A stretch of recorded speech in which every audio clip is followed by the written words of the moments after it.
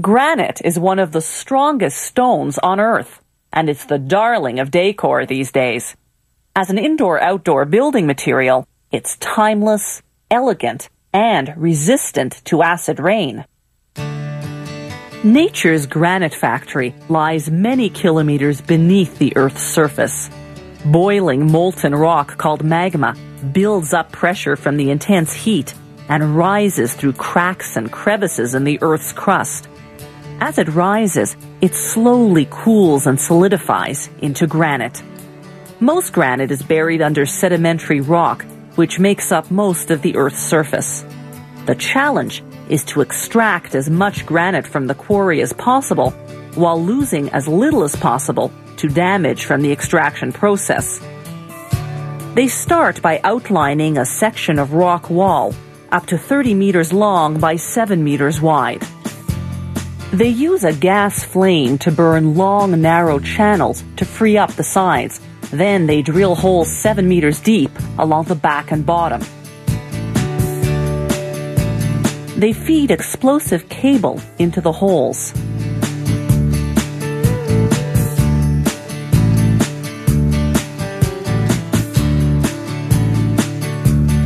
Then they set it off. The explosion detaches the section. Then they use a combination of drills, steel pegs, plates, and wedges to cut it down and cut it down further until they have rough blocks measuring 3 meters long by 1.5 meters wide and deep, a size the granite factory can handle. The blocks may be small, but each one weighs more than 20,000 kilograms.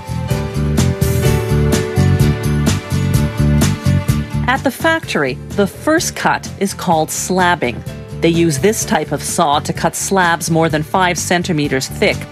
The blade's metal segments contain synthetic diamond particles, which create the friction needed to make the cut. Water keeps the saw from overheating. It's a slow process. The saw cuts less than 2 square meters of granite per hour. They use a gang saw to cut slabs thinner than 5 centimeters, to make kitchen countertops, for example.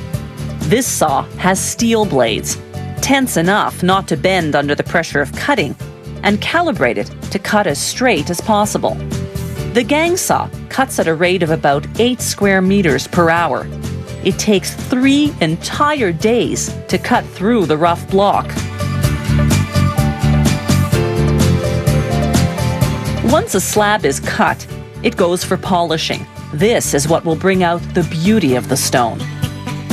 The polishing line has 19 heads, each of which has 6 bricks that polish by abrasion, like sandpaper. The brick grains get progressively finer as you go down the line. The polishing line processes about a square meter of granite per minute. For a high gloss finish, a slab goes through all 19 heads. For a semi-gloss finish, it goes through just the first 10 heads.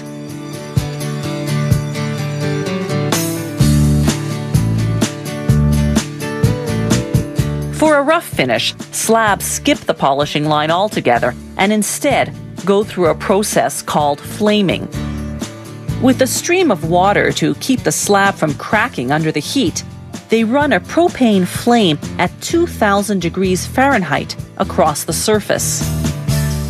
This intense heat makes the quartz inside the granite explode, creating a rough surface. They often use this technique for non-slip flooring. After the finish, the last step is to cut the slabs to specifications.